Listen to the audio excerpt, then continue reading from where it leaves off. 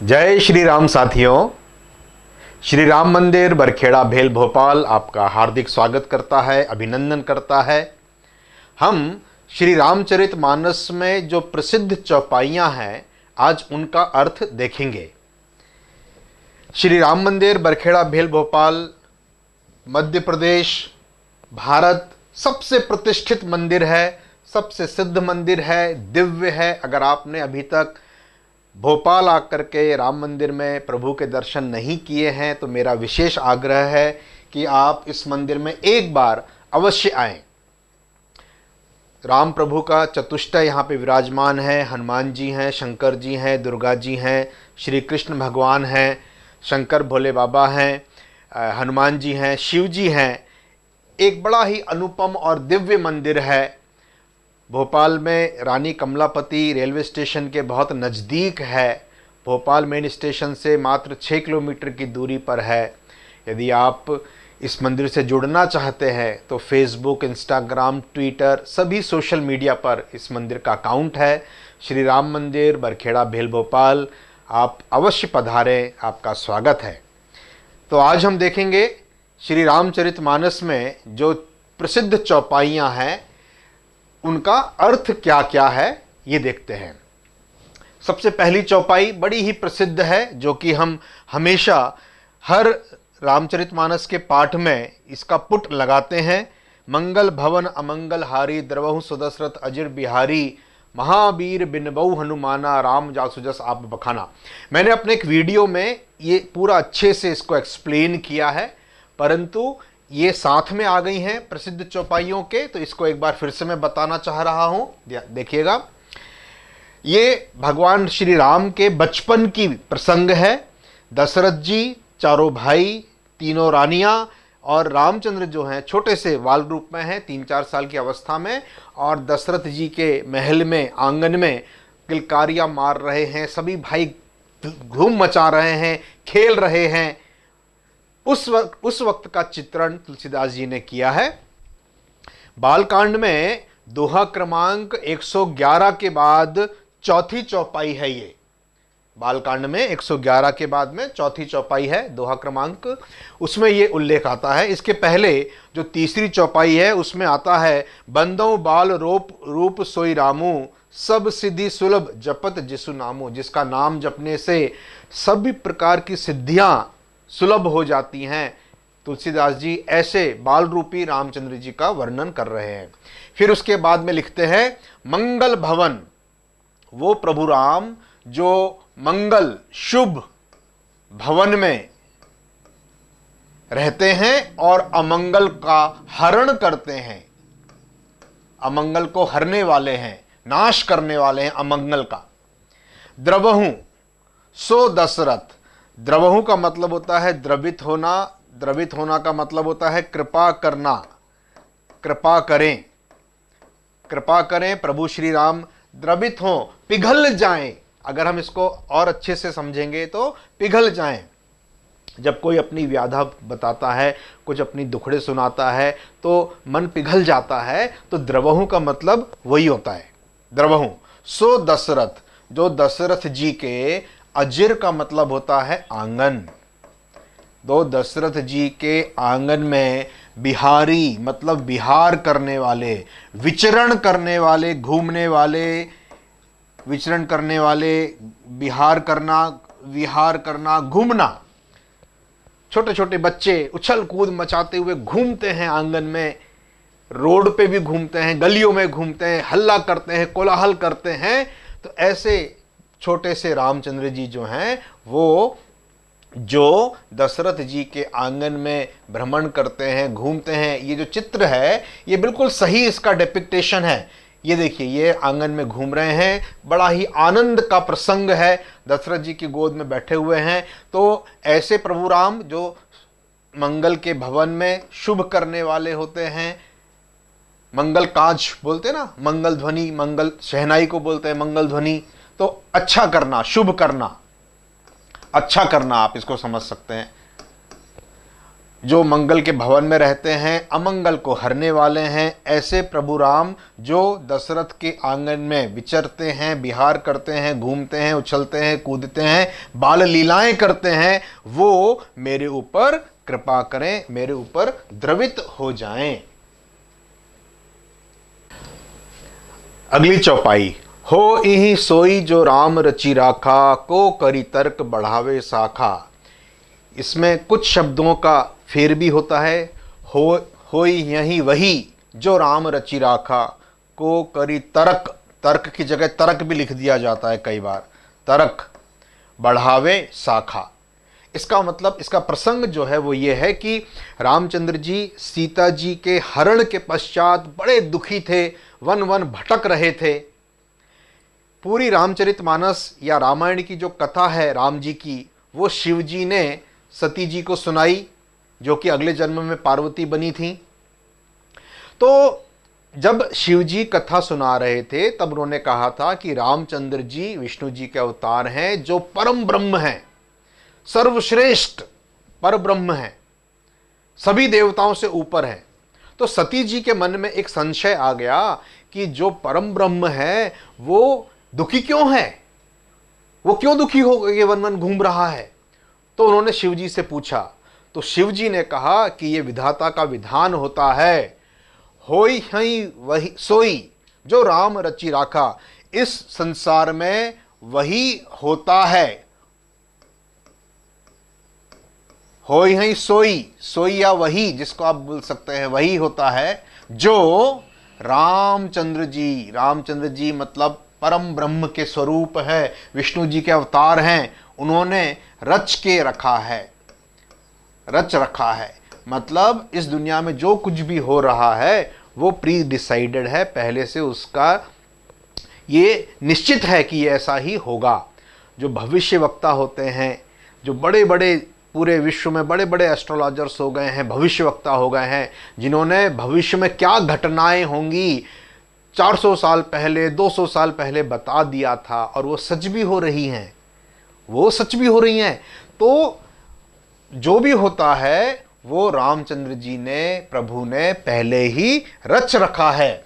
अब अगर सीता जी का हरण हुआ है तो ये भी विधि का विधान है, उसी की योजना के तहत ये सब हो रहा है, ऐसा शिव जी बोल रहे हैं। होई है सोई वही होता है जो रामचंद्र जी ने, परम ब्रह्म ने पहले से रच के रखा है। को करी तर्क बढ़ावे शाखा, शाखा का मतलब यहां पे विस्तार है।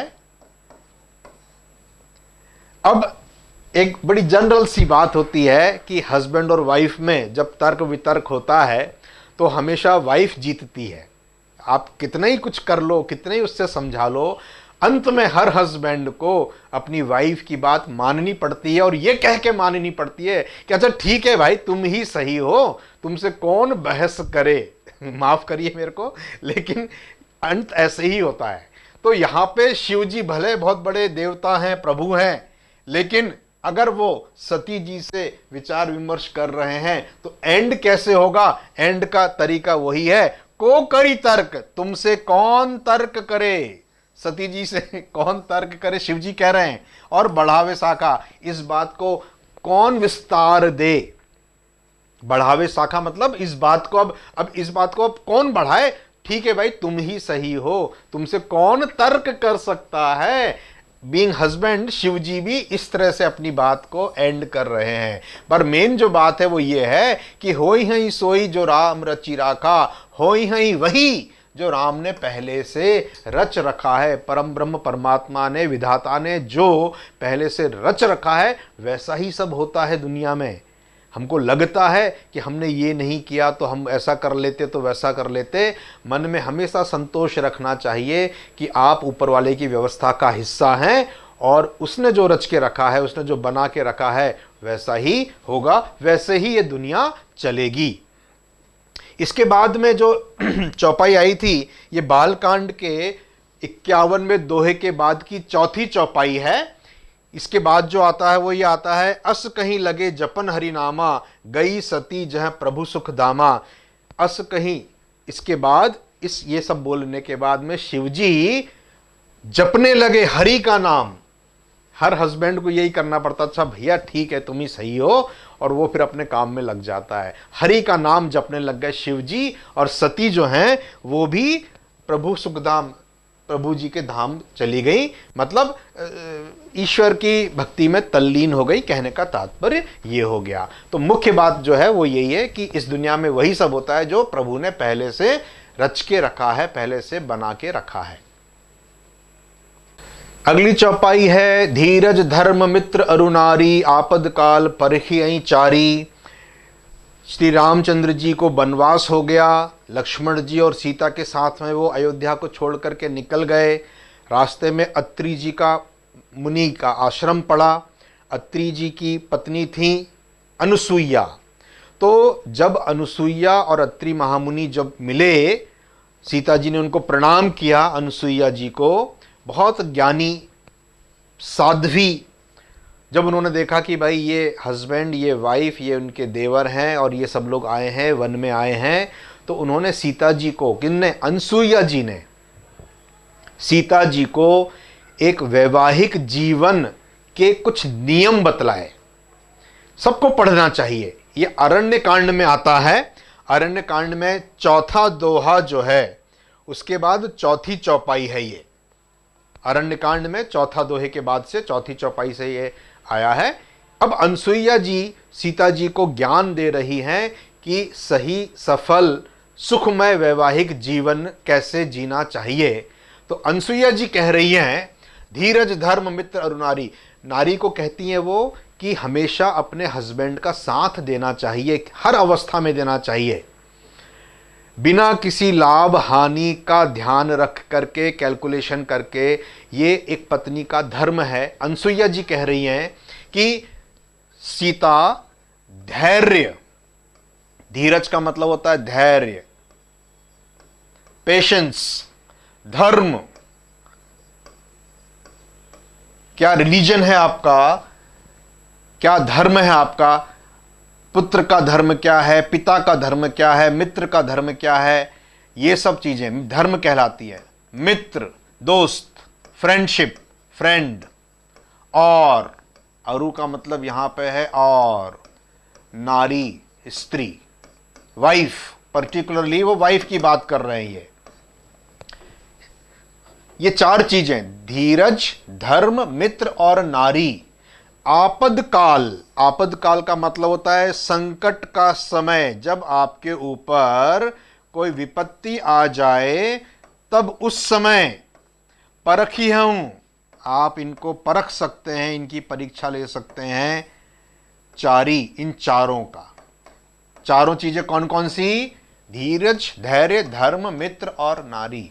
कभी आपके ऊपर कोई विपत्ति पड़ जाए और आपने फोन किया, अरे यार फ्रेंड, यार दोस्त, यार मेरे को ये काम है।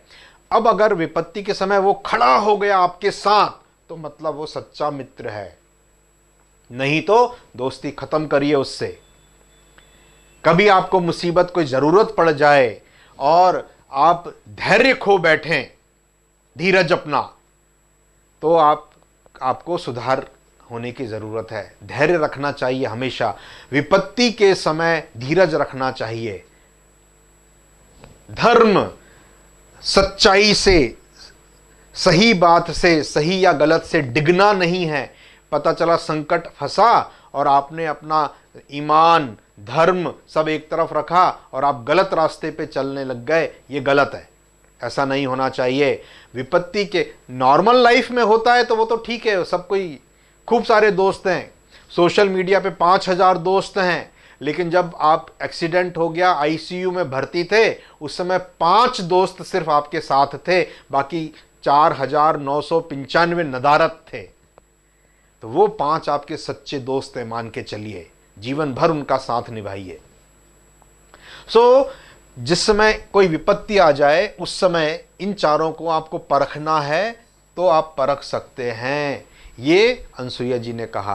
तो वो ये कह रही थी सीता जी से कि हर विपत्ति में हमेशा अपने हस्बैंड के साथ खड़े रहना चाहिए, चाहे उसके पास धन हो या ना हो, चाहे वो अपंग हो गया हो, चाहे वो आपका हस्बैंड कहीं चला गया हो, आपको उसकी वैवाहिक जीवन की मर्यादा को रखते हुए, उसका पालन करते हुए हमेशा उसका साथ देना चाहिए, ये अनसुईया जी ने कहा था। अगली चौपाई आई, जही के जहीं पर सत्य स्नेहो, सोते ही मिलहि ना कछु संदेहो। ये बालकांड की चौपाई है 258 में दोहे के बाद में, और ये तीसरी चौपाई है। प्रसंग क्या है इसका कि रामचंद्र जी जनकपुरी गए हुए हैं, लक्ष्मण जी उनके साथ हैं, विश्वामित्र उनके साथ में हैं, और उन्होंने सीता जी को देखा है। अगले दिन स्वयंवर था, धनुष तोड़ने वाला। तो उसके पहले की ये बात है कि सीता जी के मन में रामचंद्र जी को देख करके बहुत प्रेम उमड़ पड़ा, बहुत उनके प्रति उनके मन में ये हो गया कि अब यही मेरे हस्बैंड बन जाएं। परंतु जो जनक थे उन्होंने एक शर्त रखी थी, शुल्क वीर्या थी सीता जी, मतलब कंडीशन उनके साथ उन्होंने ये रखी थी जनक ने कि जो ये शिव जी का धनुष उठा करके इसके ऊपर चाप चढ़ा देगा, इसकी रस्सी बांध देगा, उसके साथ, उस परम वीर के साथ मैं सीता जी की शादी करूंगा, उनका विवाह करूंगा, ये कंडीशन थी।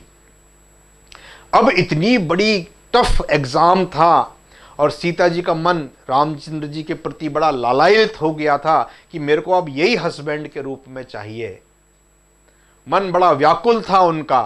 तब तुलसीदास जी लिखते हैं कि जही के जहीं पर, जिसका, जही का मतलब हो गया जिसका, जिसका, जिसका, जहीं पर, जिस पर, जिस पर, सत्य, सही, सत्य, सच्चा, यहां पर आप अगर इसका वर्ड मीनिंग देखेंगे तो होगा सच्चा, स्नेहो मतलब प्यार, प्रेम, जिसका, जिस पर सच्चा प्यार होता है, सच्चा प्रेम होता है, निश्चल प्रेम होता है, वो, सो, तेही, उसको, सो तेही, मिलहि, मिलता है, वो उसको मिलता है, न कछु संदेहो, इसमें कोई भी संदेह की बात नहीं है, कोई भी कंफ्यूजन नहीं है, कोई भी अनसर्टेनिटी नहीं है। अगर कोई किसी को सच्चे मन से, सच्चे हृदय से, सच्ची भावना से चाहता है, प्यार करता है, आकांक्षा करता है कि ये चीज मेरे को मिल जाए, सारी कायनात उस वस्तु को उस व्यक्ति से मिलाने में लग जाती है। ये एक फिल्म का डायलॉग भी है, वो यहीं से आया है कि अगर मन में किसी के प्रति सच्चा स्नेह है, सच्चा प्यार है,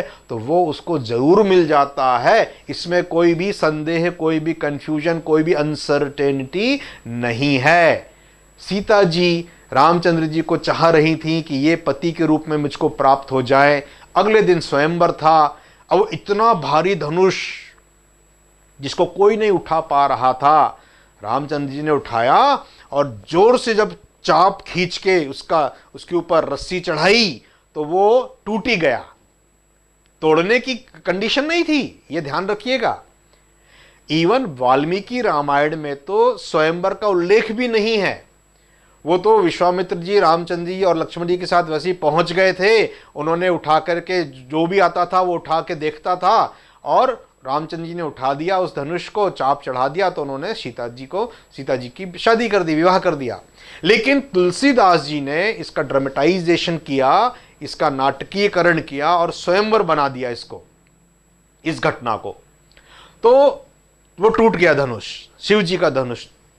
तो सीता जी के लिए कहा गया है कि जिसका जिस पर सत्य स्नेह होता है, सीता जी रामचंद्र जी को इस भावना से चाहती थी, वो उनको मिल गए।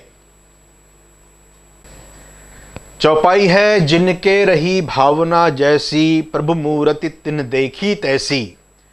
जाकी रही भावना जैसी, प्रभु मूरत देखी तिन तैसी। इसको इस तरह से भी बोला जाता है। ये बालकांड के 240वें दोहे के बाद दूसरी चौपाई है। प्रसंग ऐसा है कि स्वयंवर का सीन है और रामचंद्र जी और लक्ष्मण जी का उस सभा में आगमन हो रहा है।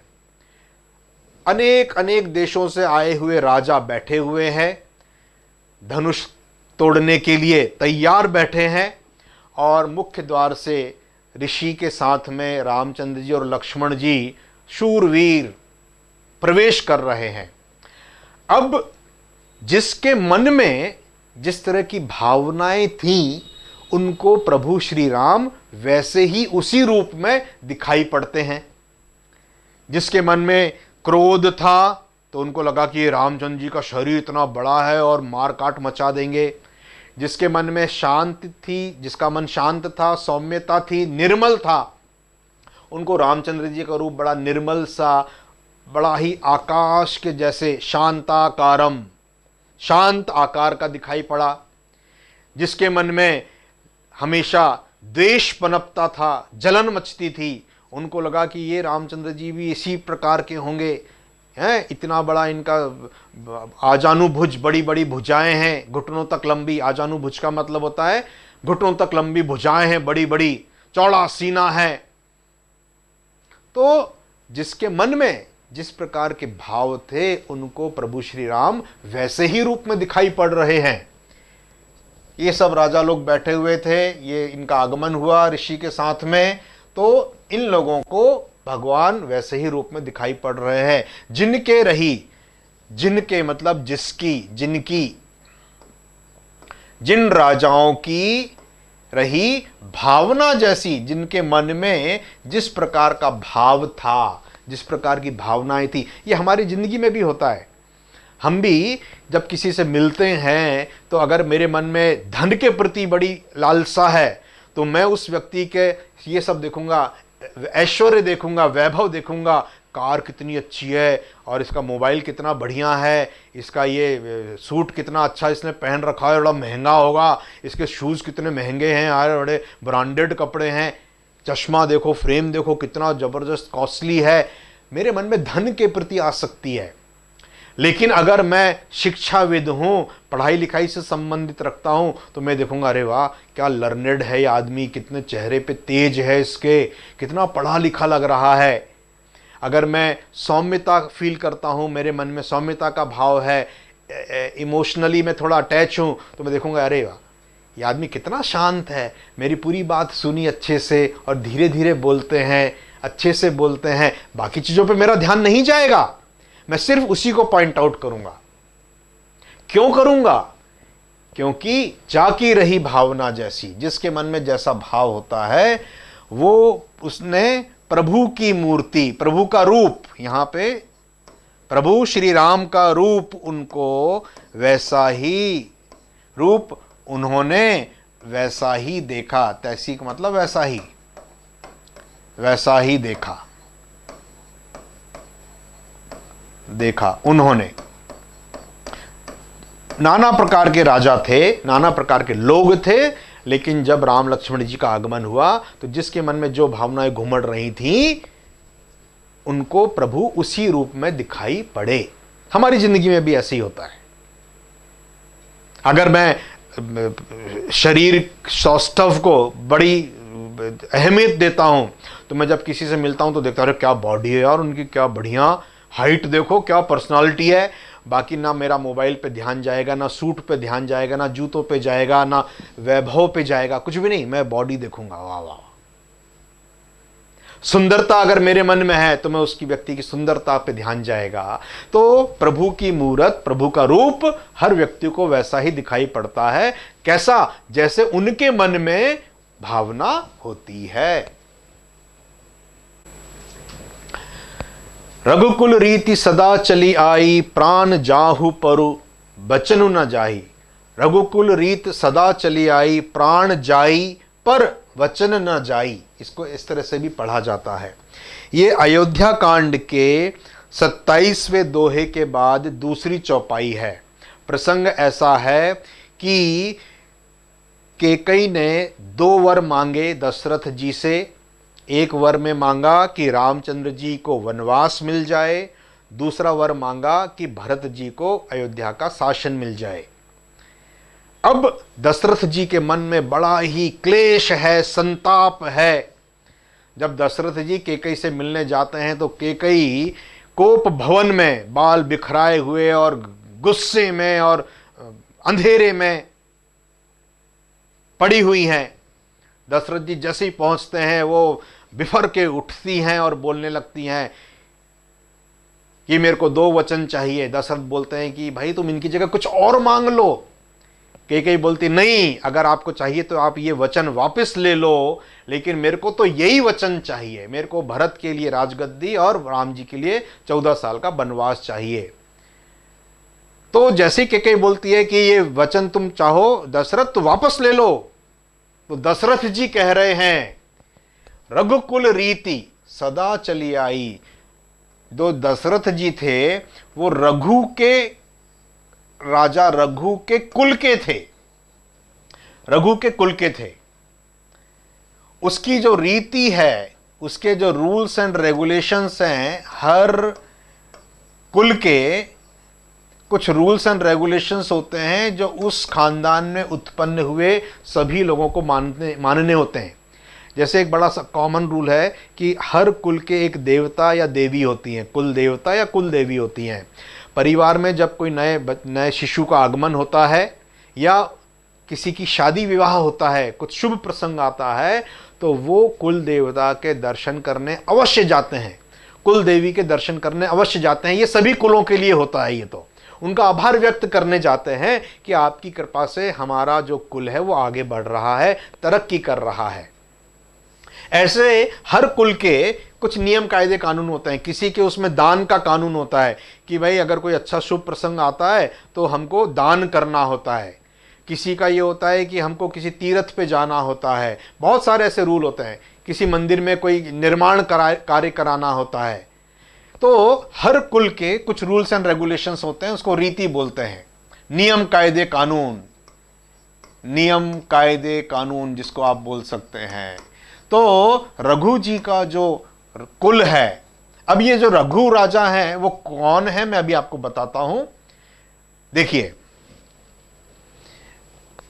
जो रामचंद्र जी की वंशावली है, अगर हम उसको देखेंगे तो भगवान श्री राम की वंशावली ब्रह्मा जी से शुरू होती है। ब्रह्मा जी से मरीचि पैदा हुए और उनके बेटे कश्यप हुए। कश्यप के पुत्र विवस्वान के बाद से सूर्यवंश का आरंभ माना जाता है। रामचंद्र जी जो थे वो सूर्यवंशी कहे जाते हैं। चंद्रवंशी, सूर्यवंशी, इस तरह से वंश कहे जाते हैं। विवस्वान के से पुत्र वैवस्वत मनु पैदा हुए। वैवस्वत मनु के 10 पुत्र ये हुए और उनमें इक्ष्वाकु कुल भी कहा जाता है इनका, इक्ष्वाकु कुल। उसके बाद हरिश्चंद्र, रोहित, वृष, बाहु, सगर, ये इक्ष्वाकु कुल भी कहा जाता है। गुरु वशिष्ठ ने रामायण में रामचंद्र जी के कुल का विस्तार से वर्णन किया है। इसमें ये कौशल देश के राजा थे। इक्ष्वाकु कौशल देश के राजा थे। कौशलपुर राजा रामचंद्र जी का कहा जाता है और राजधानी साकेत हुआ करती थी, जिसे अयोध्या कहा जाता है। अयोध्या का पुराना नाम साकेत भी था। इक्ष्वाकु के पुत्र कुक्षी, उसके बाद विकुक्षी, उसके बाद अनरण्य, पृथु, त्रिशंकु, धुंधमार, युवनाश्व, मंधाता, सुसंधि, ध्रुवसंधि, भरत, असित, सगर, अंशुमान, दिलीप, भगीरथ, कुकुत्स्थ। वाल्मीकि रामायण में जो रामचंद्र जी हैं उनको कुकुत्स्थ वंश के कुलभूषण कहा गया है। ये एक राजा हुए थे और इनसे फिर हुए रघु। तो ये जो रघु थे, इनके नाम पर ये जो रघुकुल हुआ ये विख्यात हुआ था, इन राजा के नाम से। रघु इनके कुल के मतलब दादा परदादा रहे हैं राम के। और उसके बाद में प्रवृद्ध, नाभाग, अज, दशरथ। अज के पुत्र हुए दशरथ और दशरथ के पुत्र हुए राम। तो ब्रह्मा जी की 67वीं पीढ़ी में रामचंद्र जी का जन्म हुआ है। तो इनको कुकुत्सित कुलभूषण भी कहा गया है, वाल्मीकि रामायण में यही कहा गया है। तुलसीदास जी ने रघुकुल रीत का जो उल्लेख किया है, तो रघु के कुल में इनका जन्म हुआ है, इसलिए इनको रघुकुल रीत सदा चली आई बोला गया इसको, क्योंकि रघु जी के कुल में रामचंद्र जी का जन्म हुआ, दशरथ जी का जन्म हुआ, दशरथ के पिता अज का जन्म हुआ, ऐसे। तो रघुकुल रीति सदा चली आई, कुल की एक नियम कायदे कानून है, नियमावली है जो हमेशा चलती आ रही है। क्या है वो? प्राण जाई, प्राण चले जाएं, पर, बरु का मतलब होता है पर, वचन जो प्रॉमिस कर दिया है, जो प्रॉमिस कर दिया है वो नहीं जाता, ना जाए। मतलब हमने जो एक बार बोल दिया, वचन दे दिया, भले ही प्राण चले जाएंगे पर हमने जो कहा है, जो कमिटमेंट है वो नहीं जाएगा। ये रघु के कुल की विशेषता है। यहां पे रघुकुल की जगह अजकुल भी आ सकता था, यहां पे कुकुत्सित कुल भी आ सकता था, यहां पे सूर्यवंश का भी ये आ सकता था कि commitment is commitment, promise is promise. जो बोल दिया वो करके दिखाएंगे, भले ही उसमें हमको प्राण ही क्यों ना गंवाना पड़े। तो कैकेयी से दशरथ जी ये कह रहे हैं कि नहीं, अगर मैंने बोला है दो वचन, क्योंकि आपको मालूम है कहानी, एक युद्ध में कैकेयी ने दशरथ जी के प्राण बचाए थे, मरते मरते बचे थे दशरथ जी। तो खुश होकर के, प्रसन्न होकर के दशरथ ने कहा था, दो वर मांग लो जो मांगना है। तो कैकेयी ने कहा था, ठीक है आपने बोल दिया, समय आने पे मैं मांग लूंगी। ये गलत हो गया था, बाद में मांग लूंगी। बाद में स्थितियां कुछ बदल गई, कहीं का कुछ हो गया, कुछ हो गया, और जब कैकेयी ने वो याद दिलाया, दशरथ तो भूल भी गए थे कि ऐसे कोई मैंने प्रॉमिस किया था। तो वही प्रसंग में दशरथ जी रिप्लाई कर रहे हैं कैकेयी को कि रघुकुल रीति सदा चली आई, प्राण जाई पर वचन न जाई। अगली चौपाई है, हरि अनंत हरि कथा अनंता, कहीं सुनहि बहुविधि सब संता। ये बालकांड में 139वें दोहे के बाद तीसरी चौपाई आती है। हरि अनंत हरि कथा अनंता, कहीं सुनहि बहुविधि सब संता, रामचंद्र के चरित सुहाए, कल्प कोटि लगी जाहि न गाए।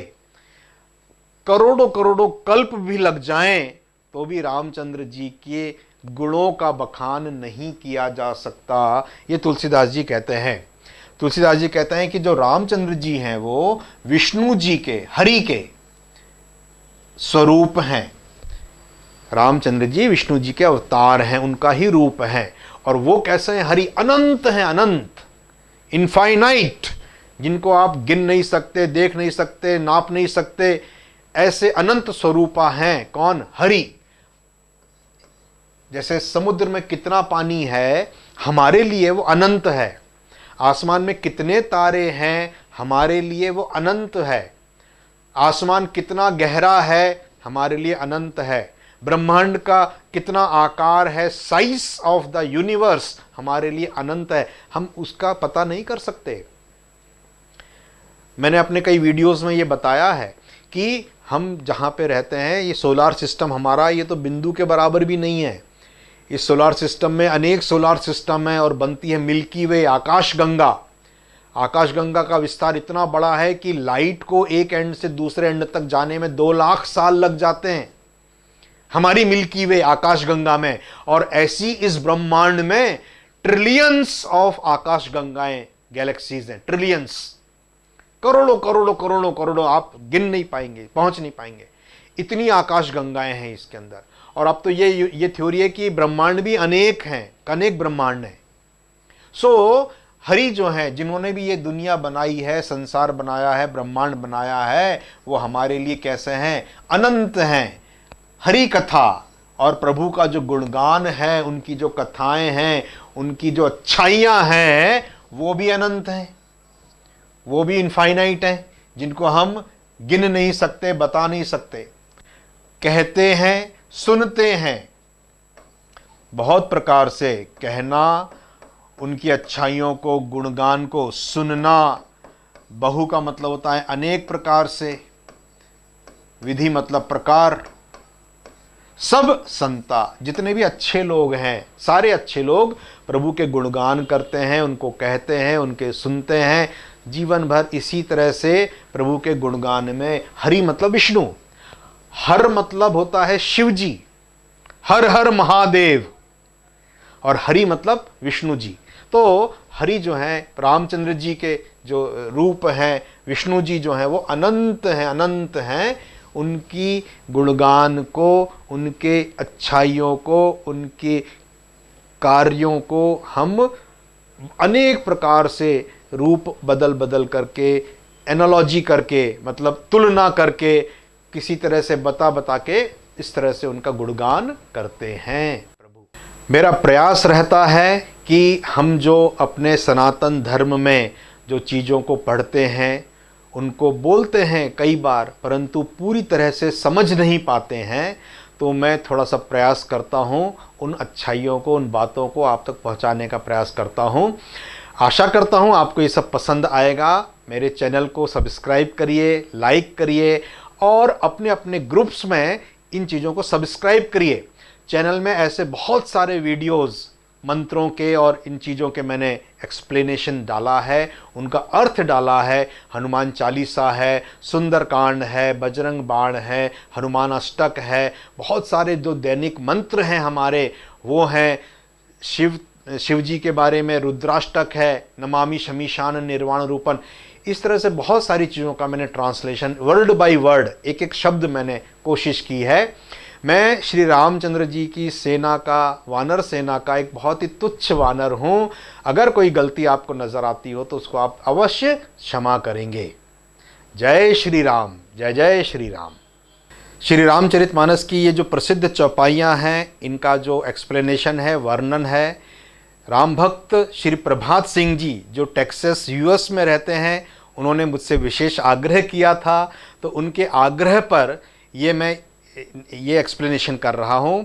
प्रभु श्री राम प्रभात सिंह जी को हमेशा हमेशा खुश रखें, उनकी हर मनोकामना पूरी करें।